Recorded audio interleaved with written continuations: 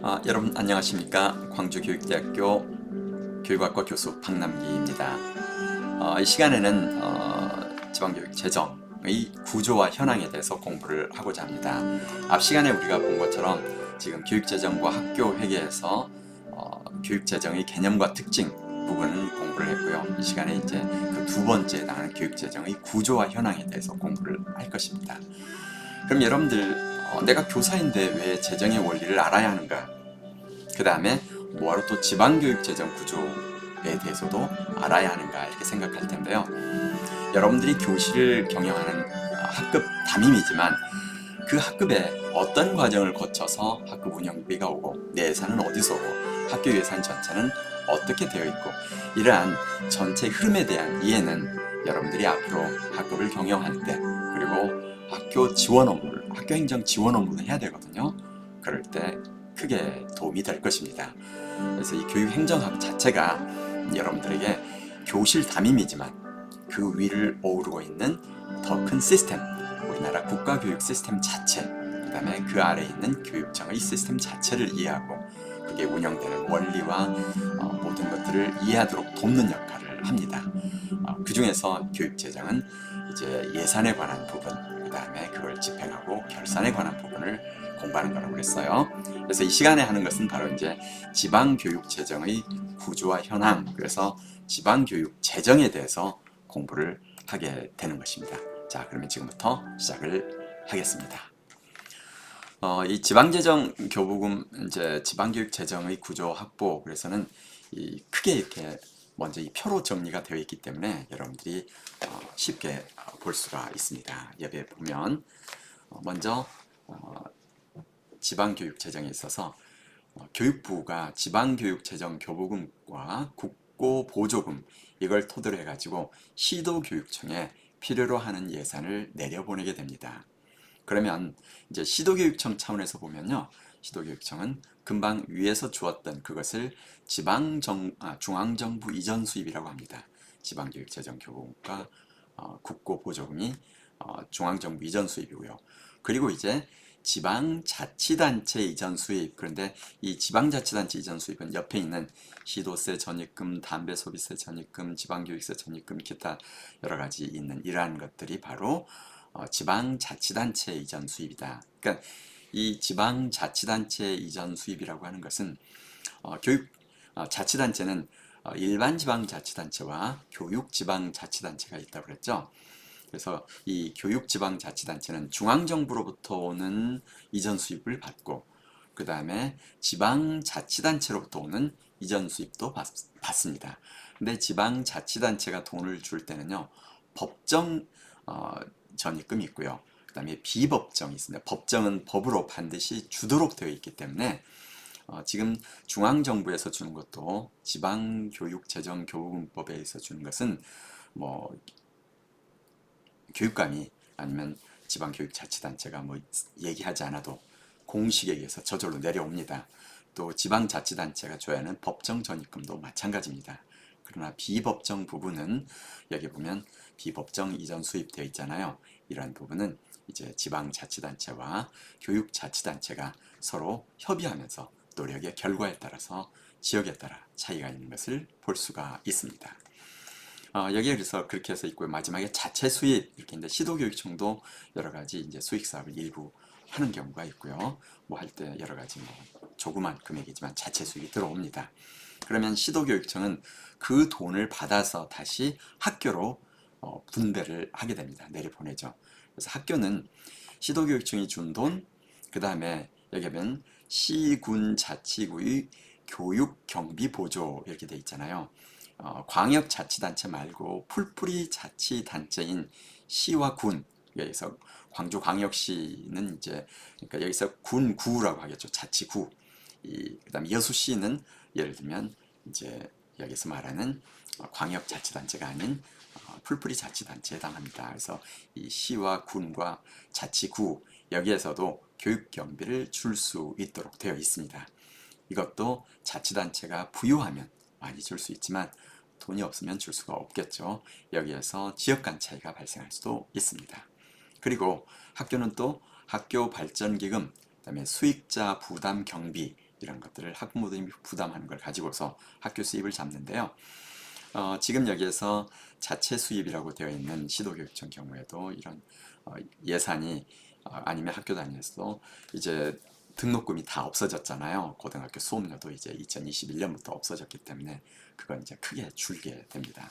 발전기금을 낼 때도 현재 법상 개별 학교에 낼 수 없고요. 교육청에 내서 교육청에서 그것을 해당 학교로 보낼 수 있는데 그것도 이름을 밝히지 않도록 이렇게 되어 있습니다. 그러다 보니까 학교 발전 기금 자체가 크게 줄어드는 것을 볼 수 있는데 아마 이 부분은 앞으로 이제 조금 더 세월이 흐르면 생각이 바뀔 가능성도 있습니다.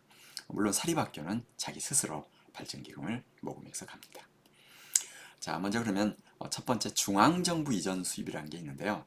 그것은 지방교육재정교부금하고 국고 보조금으로 나뉘어 있습니다. 지방교육재정교부금은 지방교육재정교부금법에 의거해서 주게 됩니다. 이게 이제 지금 지방교육재정교부금법이고요. 여러분들이 이 지방교육재정교부금법에 가면 교부율에 관한 내용도 있고 뭐 이런 게 있죠. 여기 보면 어떻게 돼 있어요?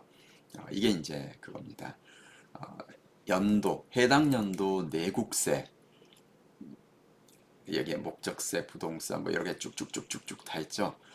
이것의 총 1만 분의 2.079다 이렇게 돼 있어요. 그래서 퍼센트로 따지면 20.079% 이것을 지금 교육으로 쓰도록 되어 있습니다. 그 다음에 이제 교육세법에 따른 교육세가 있고요. 그 다음에 이제 뭐 여기 보통교부금, 특별교부금인데 그 부분은 조금 이따 다시 설명을 하겠습니다. 그래서 현재 이제 우리가 진행을 할 때 모든 것은 법에 의해서 가게 됩니다. 여기 보면은 내국세의 20.79%, 그 다음에 국세, 교육세 중의 일부 이렇게 돼 있고요.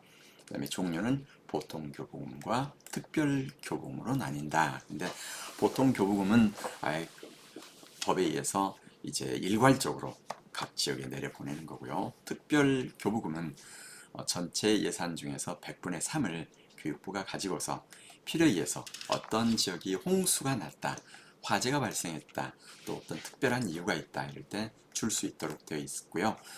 이 특별교부금을 배부할 때는 위원회의 심의를 거치도록 되어 있습니다. 국고보조금은 교육부가 특정 사업 수행을 조건으로 지원하는 보조금 이렇게 되어 있습니다. 그 다음에 이제 지방자치단체 일반 회계 이전 수입 이렇게 되어 있는데요. 아까 그 표로 다시 한번 가볼까요? 여기 표로 가보면 여기에 지방자치단체 이전 수입이라고 그랬죠. 여기 지방자치단체 이전 수입이 이게 둘, 넷, 여섯, 7개가 있고 그 다음에 비법정 이전 수입이 이렇게 잡혀 있는 것을 볼 수 있습니다. 그래서 비법정 이전 수입이 지방자치단체 일반회계 수입은 법정과 비법정으로 나뉜다. 그랬을 때 법정으로는 시도세 전입금이 있는데 이것은 시도세 중에서 서울은 10%를 반드시 의무적으로 교육에 주도록 되어 있고요. 그 다음에 다른 도는 5%, 기타 자치는 3.6% 이렇게 적은 걸 볼 수 있습니다. 그 다음에 이제 지방교육세 전입금, 담배세, 학교용지 부담금, 학교용지가 만들어지게 되면 신설될 때 지방자치단체에서 학교용지 구입비의 2분의 1을 부담하도록 되어 있습니다. 그 다음에 이제 여기 가면 지방자치단체 일반회계 이전 수입 이렇게 되어 있는데요. 여기에 이제 여기에서 비법정은 부담 규모가 정해져 있지 않지만 필요에 의해서 지방자치단체가 지원하는 경비인데요.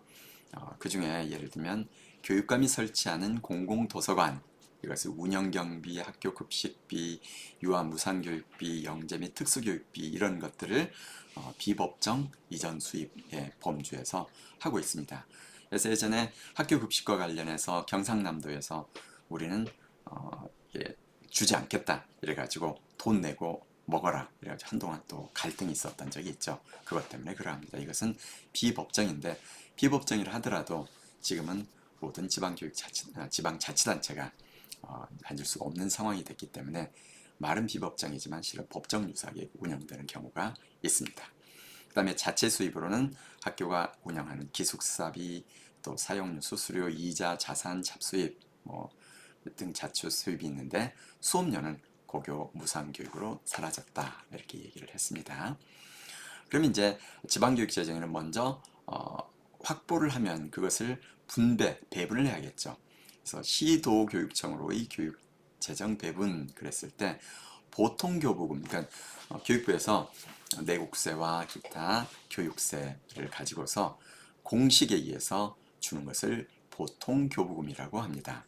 그래서 보통교부금을 줄 때는 먼저 기준재정 수입액이 기준재정 수요액에 미달하는 이렇게 되어 있는데 무슨 말이냐면요. 서울이 자체적으로 지방자치단체로부터 아까 세수의 10%를 주게 돼 있잖아요. 법정으로 해서 10%를 주면 그 나머지 부분을 이제 기준으로 해서 교부를 한다. 이런 의미입니다. 그 다음에 기준재정 수입액 그러면 지방자치단체의 법정 전입금 그 다음에 학교 용지 부담금 이게 기준재정 수입이라고 했어요. 그래서 이 기준재정 수입 이것이 기준재정 수요에 미달할 때 미달하는 부분. 그럼 밑에 있는 또 기준재정 수요액이라는 게 있죠. 그러면 이 수요액은 뭔가 이 교직원 인건비부터 시작해가지고 기타 여기 지방교육체 상환에 필요한 것. 그래서 교육청이 이 정도 돈이 필요한데 이 지금 지방자치단 그러니까 재정 수입액이 봤더니 이거보다 훨씬 적다. 그랬을 때 그러면은 지방 이제 자치단체가 주는 돈이 그러니까 교육청이 필요한 돈보다 훨씬 적겠죠. 그러면 그것을 국가가 준다. 이렇게 해석하면 되겠습니다. 그러니까 기존 재정 수요액이라는 것은 교육청이 필요한 돈. 그 다음에 수입이라고 하는 것은 이제 지방자치단체가 주는 그 돈과 플러스 교육부로부터 내려오는 배분, 그러니까 교부금, 보통 교부금 이렇게 생각을 하면 됩니다. 그래서 보통 교부금의 금액은 아까 얘기한 것처럼 지방자치단체로부터 오는 돈을 먼저 하고 그 다음에 남는 부분, 부족한 부분을 준다 이렇게 생각하면 되겠습니다. 그러니까 보통 교부금은 지역 간 재정 여건의 차이를 보전함으로써 교육 기회를 균등하게 보장하는 데 기여하고도 한다. 무슨 얘기냐면 안 그러면 잘 사는 지역은 지방자치단체로부터 엄청나게 많은 돈을 받겠죠. 그래서 미국 같은 경우가 이 교육자치단체가 아주 적은 우리나라에 하면 교육지원청 규모 그거보다 더 작은 경우가 대부분 40%가 됩니다. 그러다 보니까 자체적으로 잘 사는 지역은 엄청나게 많은 세금을 걷어서 교육을 하고 못 사는 지역은 주정부가 돈을 주게 되는데 충분히 줘야 되지만 그렇지 못해요. 그래서 법에는 보장이 되어 있는데 그쪽 교육자치단체에서 주정부를 상대로 돈을 달라고 소송을 하지만 소송이 우리나라에도 가면 대법원에서 한없이 가지고 있는 건들이 있어요. 처리하기가 어려워서. 그러듯이 그냥 놔둬서 미국은 교육자치단체 간의 교육 여건 차이가 아주 심각하다. 이렇게 나타나 있고요. 심지어 교사 급여도 크게 차이가 나는 걸로 나타나 있습니다. 그러나 우리나라는 현재 아까 여러분에게 보여주었던 지방재정교부금법이 있잖아요. 이 법 안에서 이러한 차이를 조금 보전하기 위한 노력을 해가고 있습니다. 그 결과로 교부율의 보정이라고 되어 있잖아요. 이 부분이 바로 그런 부분입니다. 그래서 지역에 따라서 교부율을 바꾸고 있다. 그 다음에 보통 교부금은 어떤 방식으로 주고 특별 교부금은 어떤 방식으로 주는지 아까 말했던 기준 재정 수요액은 어떻게 계산하고 수입액은 어떻게 하고 교부금은 어떻게 조정하는지 이런 것들이 다 법에 명기가 되어 있습니다. 그래서 그러한 법을 바탕으로 해서 진행되고 있다. 이걸 알 수가 있겠죠. 근데 보통 교부금 얘기했고요. 특별 교부금이라고 하는 것은 국가가 하고자 하는 어떤 특정 시책 사업을 하기 위해서 주고 있고요. 또 특별한 지역 현안 수요가 있을 때, 또 재해 아까 얘기했었잖아요. 이럴 때 특별 교부금을 주는데 얘기했던 것처럼 지방재정교부금법에 의해서 지방으로 내려가는 전체 금액 중에서 3%를 교육부가 별도로 떼어서 가지고 있다. 그것을 집행한다 이렇게 설명을 했습니다. 예를 들어서 지금 아마 올해는 80조쯤 되려나요? 교육 예산이. 그러면 100조라고 가정한다면 그 중에 3%면 약 3조가 되겠죠. 근데 현재는 약 80조 정도 되니까 뭐 한 2.7조 뭐 이런 2조 7천억 뭐 이 정도 돈을 교육부가 쓰고 있다 이렇게 생각하면 될 것입니다. 근데 여기에 대해서 지금 이제 특별 교부금을 너무 자기 호주머니 돈처럼 쓴다. 그래서 이것도 좀 더 감시를 하고 특별 교부금 사용에 대해서도 더 국회가 강하게 감독하겠다 이런 의견도 나오고 있습니다. 그 다음에 이제 재정의 배분에 있어서 단위 학교로의 재정 배분입니다. 그러니까 여러분들이 이제 돈을 줄 때 아까는 교육청으로 주는 것까지 얘기했고요. 이제 단위 학교로 돈이 내려가겠죠. 그래서 이 단위 학교로 돈이 내려갈 때 아까 이 부분 설명했고요. 중앙정부에서 지방자치단체로 가고 여기에 보면 이제 여기 아까 그 단위 학교로 가기 전에 시도교육비 특별회계 세입 예산 이렇게 돼 있는데 시도교육비를 어떻게 돼 있나 봤더니 중앙정부에서 주는 돈이 시도교육비 전체의 여기 보면 몇 프로로 돼 있어요. 73.9%, 약 74%가 중앙정부에서 내려온 돈이다. 그러니까 26%만이 다른 데서 온다. 근데 지방자치단체가 주는 건 얼마나 봤더니 16%다. 이렇게 볼 수가 있죠. 그럼 나머지 10% 정도가 기타 오는데 이 10%에서 지방교육체가 8.2%나 차지합니다.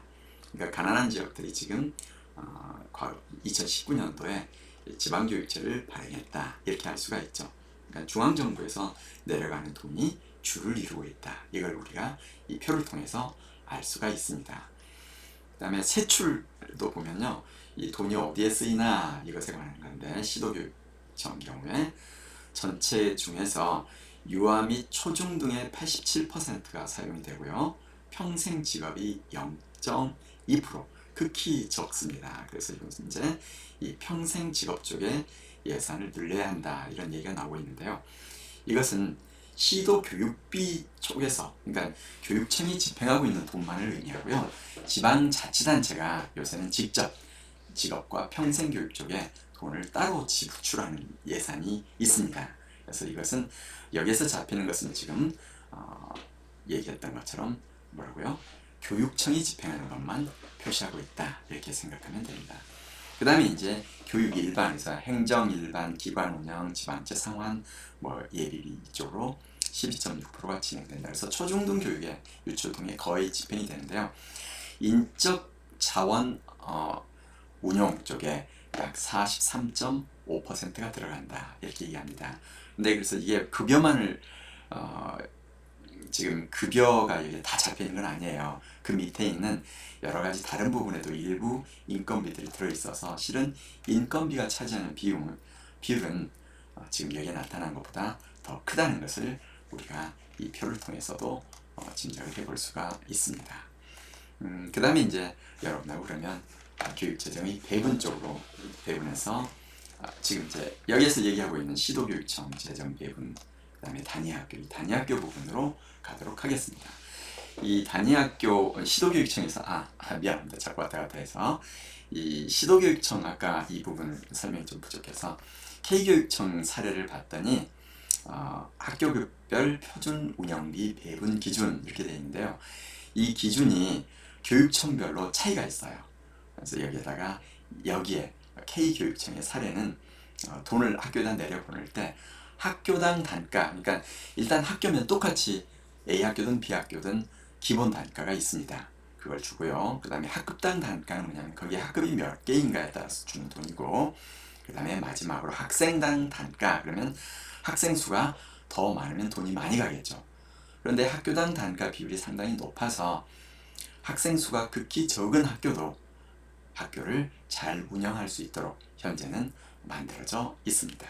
근데 이제 이 학교당 단가를 크게 낮춘다면 문제가 되겠죠. 그렇게 되면 학급당으로 지불할 경우에 학급 수가 적은 학교는 예산이 극히 적게 내려오는 것을 볼 수가 있겠습니다. 그래서 지금 배분 기준이 이렇게 되어 있고요. 여기에서 지금 이제 여러분과 같이 단위학교로 교육 제정할 때 지금 말씀드린 내용이 여기에서 표 3에서 지금 소개가 되고 있었던 내용입니다. 여기 우리 PPT로 가보면요. 미안합니다. PPT로 다시 이동을 하겠습니다. PPT로 가보면 단위학교의 교육 제정 배분, 그래서 금방 설명했던 그 내용입니다. 학교 기본 운영비와 목적 사업비로 나눠서 배분을 하고요. 그 다음에 학교 기본 운영비는 총액으로 준다. 근데 학교당, 학급당, 학생당 이런 표준 교육비 공식에 의해서 준다. 그 다음에 목적 사업비, 그래서 특정 사업을 해서 준다. 이렇게 됐고요. 그 다음에 이제 교육 재정의 배분 다음에 현재 그렇다면 최근에 있어서 지방교육 재정은 어떻게 변화되고 있었나, 이 추이를 교재에서 설명하고 있어서 조금 보여드리도록 하겠습니다. 보면은 학생 수는 2011년에 약 698만 명이었는데 2020년에는 534만 명으로 거의 164만 명 이상이 줄었습니다. 엄청나게 많이 줄었죠. 근데 학교 수는 11,317개에서 11,710개로 오히려 늘었어요. 학급 수도 근데 학급 수는 좀 줄었네요. 23만 9천여 개에서 23만 2천여 개로 약 6천, 그러니까 800개 정도 이렇게 줄은 걸 볼 수가 있습니다. 그 다음에 교원 수는 그런데 42만에서 43만 3천으로 더 상당히 많이 늘어났다. 11,000명 이상이 늘어난 걸 볼 수가 있죠. 그래서 지금 이렇게 학생 수가 주는데 왜 학교 수는 늘어날까? 그러면 소규모 학교가 급증하고 있기 때문에 그러합니다. 그 다음에 대도시 아파트 단지가 설립되게 되면 또 거기에 옆에 학교가 있다 하더라도 이 대단지 아파트를 위해서 학교가 또 생기게 되죠. 그러면 기존에 있던 과학학교는 학급당 학생 수도 줄고 학급 수도 주는 이러한 현상을 볼 수가 있습니다. 그렇다고 해서 기존 학교로 다 학생들을 보내기는 어렵습니다. 왜냐하면 그 학교를 갑자기 팽창시킬 수 없고요. 용지가 한도가 되어 있기 때문에. 그리고 또 초중등 학생들, 초등학생들이 특히 멀리 이동하도록 할 수가 없잖아요. 그래서 이렇게 학생 수가 줄지만 학교 수는 늘어나는 것을 볼 수가 있습니다. 그래서 이제 여기에서 여러분들 그러면은 예산을 한번 보면요, 중앙정부 예산부터 시작해가지고 이 예산 자체도 지금 상당히 많이 늘고 있습니다. 그래서 여기에 억유로 되어 있기 때문에 2010년이 약 32조 5천억이다 이렇게 볼 수 있고요. 근데 중앙정부 이전 수입입니다. 67%였는데 2019년에는 32조 5천억이 64조 5천억으로 거의 2배로 늘었다는 걸 알 수 있어요. 근데 학생 수는 아까 얘기한 것처럼 엄청 줄었죠. 결국 학생 1인당 교육비가 2배 이상 늘었다. 이걸 예상해 볼 수가 있습니다.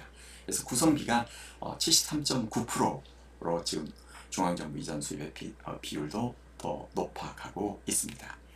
근데 지방자치단체 이전 수입은 금액상으로는 높아졌지만 비율은 약간 줄었고요. 그 다음에 여기 여러분들이 밑에를 보면 기타 이전 수입, 그 다음에 자체 수입. 근데 지방교육제가 과거에는 여기 있는 것처럼 약 1,000억 정도가 이렇게 아니군요. 1조 정도가 발행이 됐었는데 현재는 2019년에는 이제 오히려 갚아가는 것을 우리가 짐작해 볼 수가 있습니다. 이런 방식으로 지금 지방교육 재정 세입이 이렇게 크게 변화되고 있다. 이걸 볼 수가 있습니다. 그래서 학생 수가 주는데 예산은 2배로 늘었다. 이것 때문에 기재부랄지 기타 다른 곳에서는 문제가 있다. 이렇게 얘기를 하지만 또 과거에 비해서 수요가 상당히 다양하게 개별화 학습이 진행돼야 되고 특수교육 대상자도 늘어나고 교육시설이 첨단화도 필요하고 이런 것들 때문에 교육 예산 수요는 지속적으로 늘어나고 있습니다. 근데 여기에서 지방교육 재정의 세출도 보면은 인건비가 과거에는 62%였는데 2019년에는 53%로 크게 준 것을 볼 수 있습니다.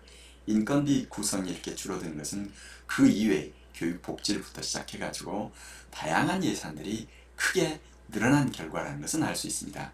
금액으로 보면은 26조 8천억에서 42조 7천억으로 엄청나게 늘었잖아요. 그러나 구성비에 있어서는 줄었다는 걸 알 수가 있습니다. 여기에 교육 전문직원, 교원, 지방공무원, 사립학교 직원, 기타직, 그리고 맞춤형 복지비. 이 맞춤형 복지비라고 하는 것은 교원에게 지급되는 복지비를 의미합니다. 그 다음에 물건, 이전, 자본, 상환. 이 상환이 바로 아까 말했던 교육체 상환을 의미합니다.